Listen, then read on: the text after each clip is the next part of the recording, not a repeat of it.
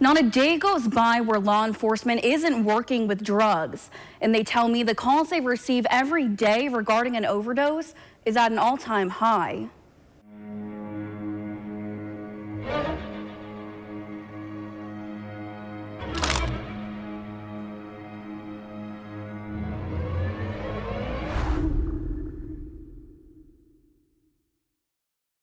It's an evil drug. Overall, throughout the Tri-Cities, we see a rise in overdose-related deaths.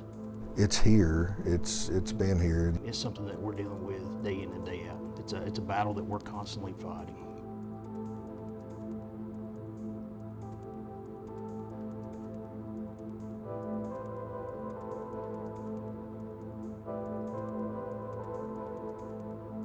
You can take a picture of 100 or 100,000 people from all different types of workforce, from black, white, Hispanic, Oriental, every race, every gender, and every one of them can be a drug addict. Chief Deputy David Beverly at the Greene County Sheriff's Office says his deputies respond to a drug-related call every day.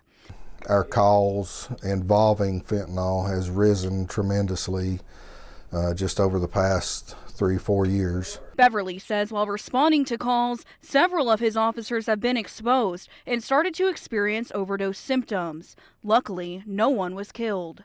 I had an officer searching a car that the powder of fentanyl, it's our belief that it was airborne because of the movement around, and he just inhaled it and started having overdose symptoms and had to be rushed to the emergency room. How have you seen this epidemic kind of impact the Greene County area?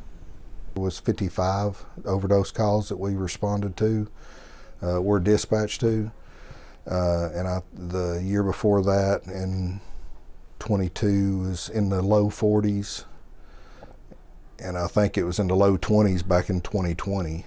So you can tell the increase, and fentanyl has grown with those numbers. While responding to calls, officers talk to whoever is on the scene, distribute Narcan if available, and offer necessary resources. Depending on the circumstances, they hand over their information to the district attorney. We would sit down and just give them all the information that we have, and then they would make their decision on charging. He said 2 out of 5 pills that his department sends to get tested are positive for fentanyl. These drugs have become more potent. To me, they're too easily distributed. As for how it's getting into our communities, it's mainly produced in China and Mexico. There's the DEA websites show that it's sold to the Mexican cartels. It's coming across the United States border.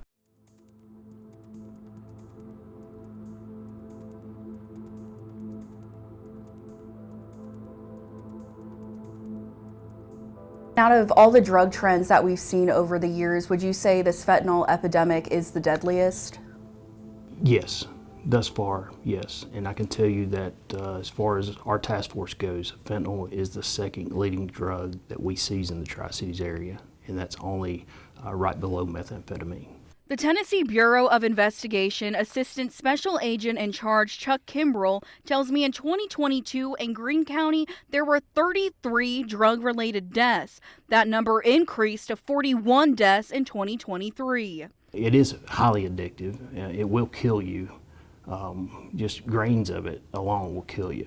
The TBI has a drug-related task force that operates mainly in the Tri-Cities area. Our goal is essentially to identify the supplier that's behind that death. And then we take that even further where we're disrupting and dismantling those drug organizations in behind it. He said the TBI also investigates drug-related deaths, taking evidence to the district attorney who will then decide proper charges, in some cases leading to a second-degree murder charge. Obviously, to work with our local partners and identifying what evidence is available, and then being proactive in our approach to getting even more evidence. It could be that we're looking at dumping phones, gathering information from the interviews, and then compiling that information and forwarding that on to our prosecutors for review. But those investigations aren't always easy. A lot of times it's a lack of evidence. A lot of times it's a lack of cooperation from their associates, maybe people that they were involved with, an unwillingness to cooperate with law enforcement. Those are all hurdles that we have to overcome in these investigations.